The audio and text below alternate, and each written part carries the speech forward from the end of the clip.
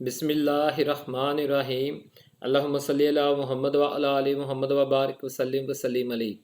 Dear students, in today's lecture we are discussing very important topic of your textbook।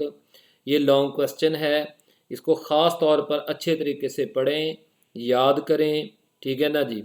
तो अगर regular class होती तो मैंने अगले दिन आपसे ये लिखवा लेना था। बहरहाल अब दुआ करें कि ये मुश्किल वक्त गुजर जाए।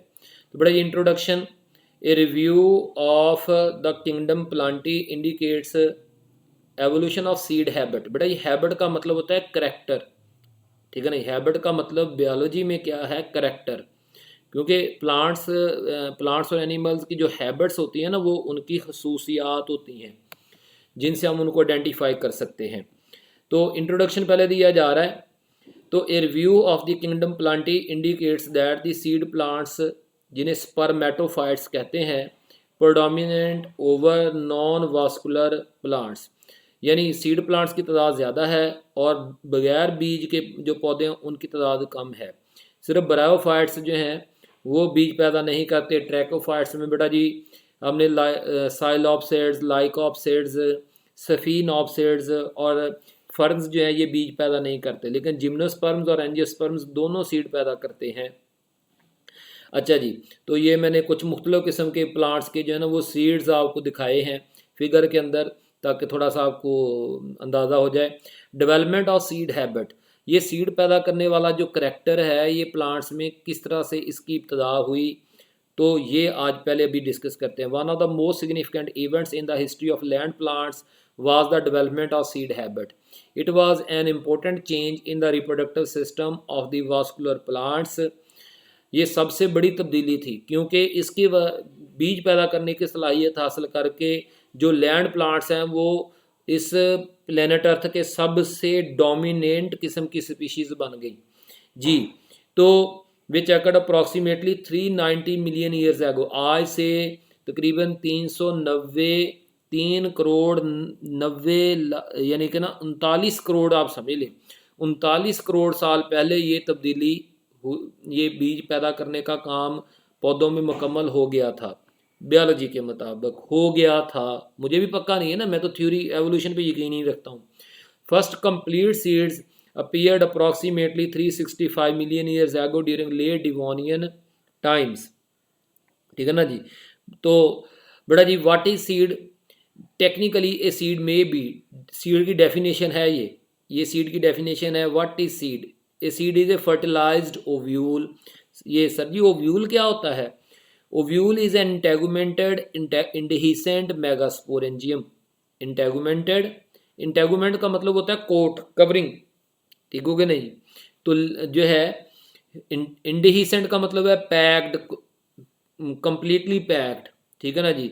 और मेगास्पोरेंजियम जो बेटा जो है ना वो स्पोरेंजियम वो स्ट्रक्चर होता है जिसमें स्पोर्स पैदा होते हैं, मेगास्पोरेंजियम जिसमें मेगास्पोर्स होते हैं। मेगा का मतलब बड़े, तो भी आगे बताते हैं। What are integuments, integuments are specialised protective coverings, खास किस्म की हफाजती तहें होती हैं around the megasporangium which vary a number, जिनकी तादाद मुख्तलफ होती है मुख्तलिफ बीजों में।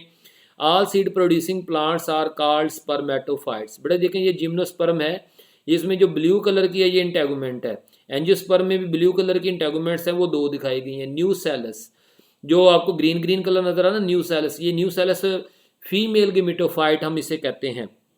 अच्छा जी, और जो येलो कलर का है वो स्पोरोसाइट आपको दिखाया गया है, यानी मेगास्पोर है, तो जो कि फीमेल एग को जन्म देगा।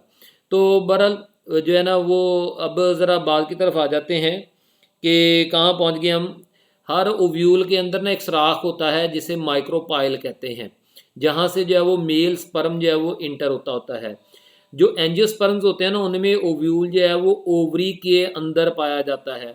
किस में पाया जाता है? ओवरी में। ये जो रेड कलर की है ये ओवरी है, ठीक हो गया ना जी, ओवरी वाल इस तरह से। तो जबकि जिम्नोस्पर्म्स में ओवरी नहीं होती।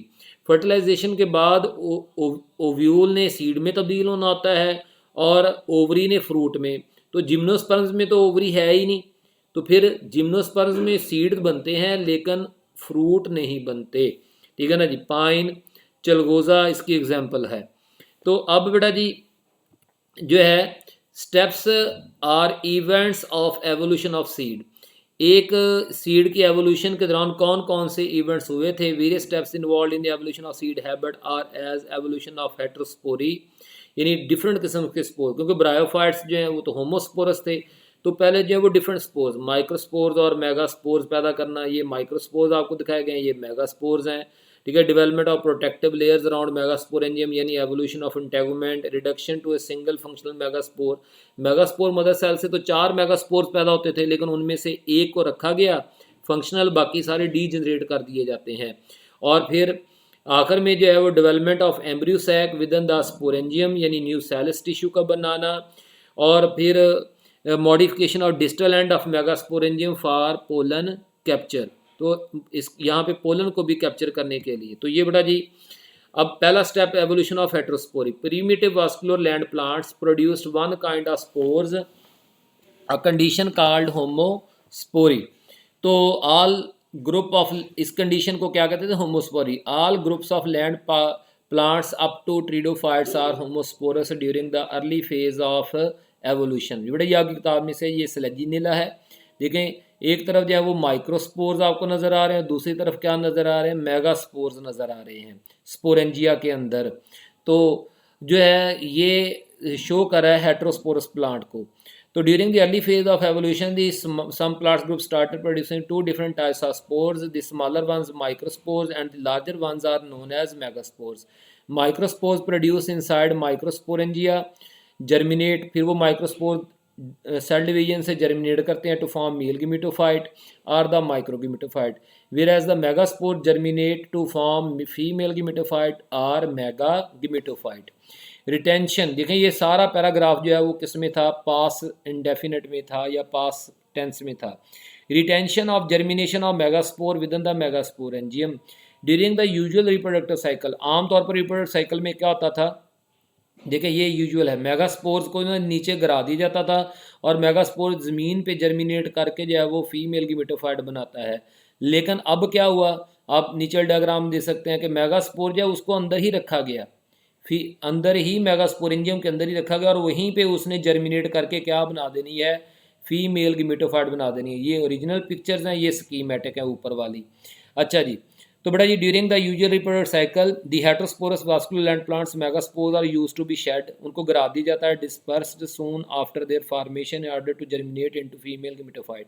However some plants like Selaginella the megaspore is not allowed to escape. अभी भी कुछ ऐसे प्लांट्स हैं जो मेगास्पोर को नीचे नहीं गिराते बल्कि उसको थोड़ी देर के लिए जो वो अपने अंदर रखते हैं। In other words megaspore is permanently retained with in the megasporangium, however within the confines boundaries of the megasporangium। Megasporangium की बाउंड्री का नाम क्या है वो अभी आपको हम बताते हैं। मेगास्पोरेंजियम वाल है। The megasporangium germinates to form egg contains female गिमेटोफाइट।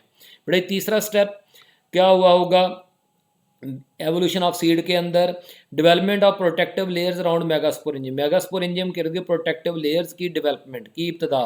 तो बड़ा जी यहाँ पे देखें आप इन इवेंट्स को देख सकते हैं तरतीब से A B C D E, ठीक है ना जी।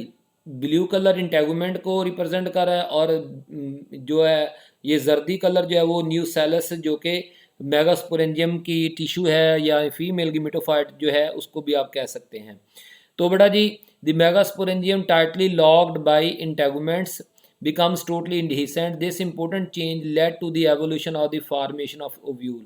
अब मेगास्पोरेंजियम क्या बन गया है, ओव्यूल बन गया है। मेगास्पोरेंजियम क्या बन गया है, ओव्यूल बन गया है। यानी जब मेगास्पोरेंजियम के इर्द गिर्द इंटेगुमेंट्स पाए जाते हैं तो तब हम उसे ओव्यूल कहते हैं। तो in this way more protection is accorded given to the egg containing apparatus in the terrestrial environment. Number 4, reduction to single functional megaspore per sporangium. बेटा जी, each megaspore mother cell within a megasporangium use to produce 4 gametophytes. लेकिन अब megasporangium में तो थोड़ी सी जगह होगी, वहाँ पे 4 गिमेटोफाइट्स कैसे रह लेंगी। तो एवोल्यूशन के दौरान ये किया गया कि उन 4 में से एक को रखा गया, बाकी 3 को डिसॉल्व कर दिया गया।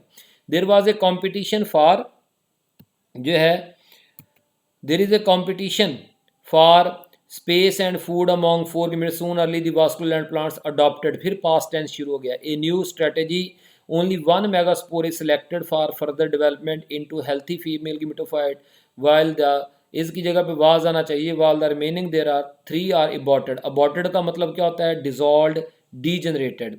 Number 5, the single healthy megaspore retained within the megasporangium germinates to form an egg containing female gametophyte called an embryo sac. तो इस तरह से हमें स्पोरेंजियम के अंदर ही क्या बन गई है? फीमेल gametophyte बन गई है. नंबर 6 बेटा जी, when most of the structural and functional changes leading to the development of seed habit were completed, another important modification took place in the megasporangium, which was now integumented, indehiscent and permanently attached to the sporophyte. बेटा जी क्या हो गया कि functional changes हुई, तो जो जैसे आप देख सकते हैं ये मेगास्पोरेंजियम था जो कि ओवरी में तब्दील हुआ, फिर वो ओवरी जो है उसका जो आखिरी एंड है, कार्पल का जो आखिरी एंड है वो स्टिग्मा में तब्दील कर दिया गया ताकि वो पोलन्स को कैप्चर कर सके. The distal end of the megasporangium because modified for capture pollen, जैसे फ्लावरिंग प्लांट्स में स्टिग्मा होता है. Pollen after being trapped in the distal end of the cavity megasporangium produce pollen tubes which carry male gametes deep into the embryo sac to fertilize the egg, forming a zygote that form an embryo.